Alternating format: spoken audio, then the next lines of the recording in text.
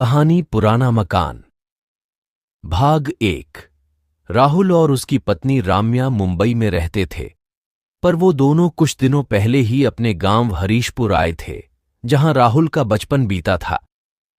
वो अपने माँ पापा के साथ बचपन से वही अपने बड़े से मकान में रहता था, पर 5 साल पहले राहुल की नौकरी मुंबई में लगने पर वो अपने माँ पापा को यहीं छोड़कर मुंबई चला गया था। उसके माँ पापा को अकेले उस मकान में मन नहीं लगता था, इसलिए उन्होंने राहुल को कई बार कहा था कि वो उन्हें मुंबई बुला ले, पर उन दोनों की बात एक बात पर ही रुक जाती थी।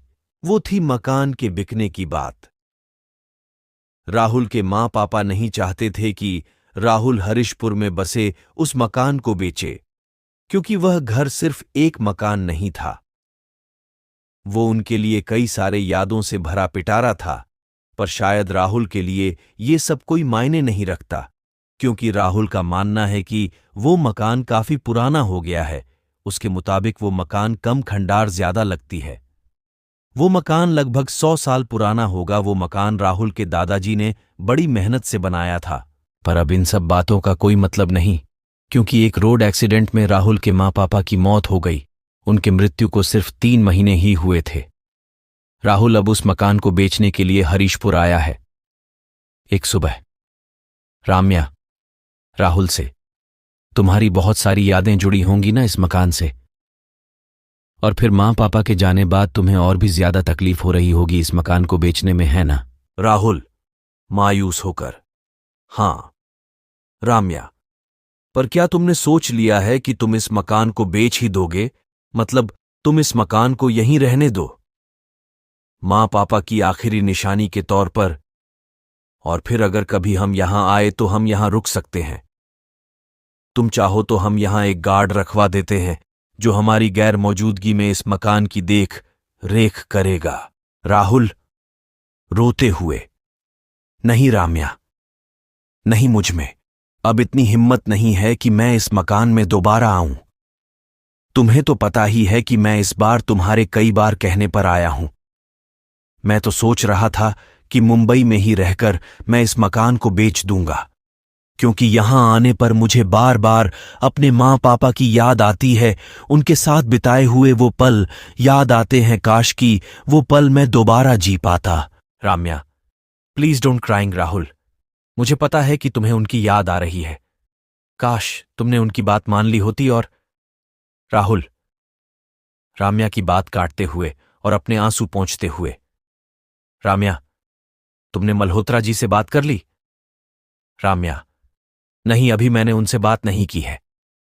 राहुल ऊंची आवाज में, तो फिर कब बात करोगी? मतलब हमने यहां उम्र भर रुकने का प्लान थोड़ी ना बनाया है। राम्या, ठीक है, मैं आज ही उनसे बात कर लूंगी। राहुल, राम्या, तुम तो जानती ही हो कि मुझे माँ पापा की कितनी याद आती है, और जब तक यहां हूं मुझे उन दोनों की और भी याद आती रहेगी।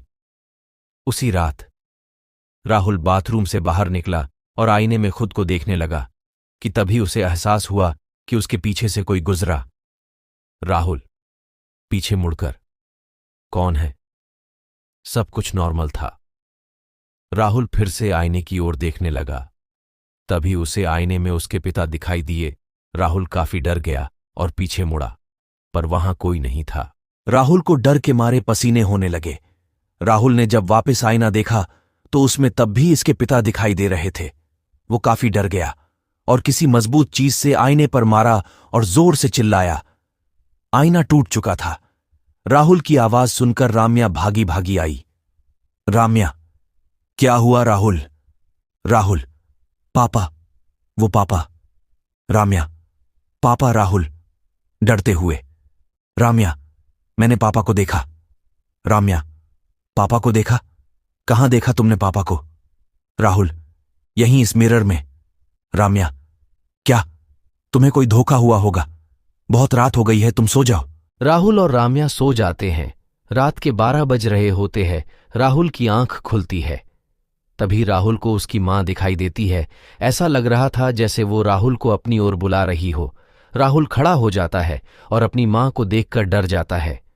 उसकी मां कहती हैं, तुम्हें ऐसा नहीं करना चाहिए था। राहुल डर जाता है और जोर से चिल्लाता है मां, और उसकी आंख खुल जाती है। वो अपने बिस्तर पर ही रहता है।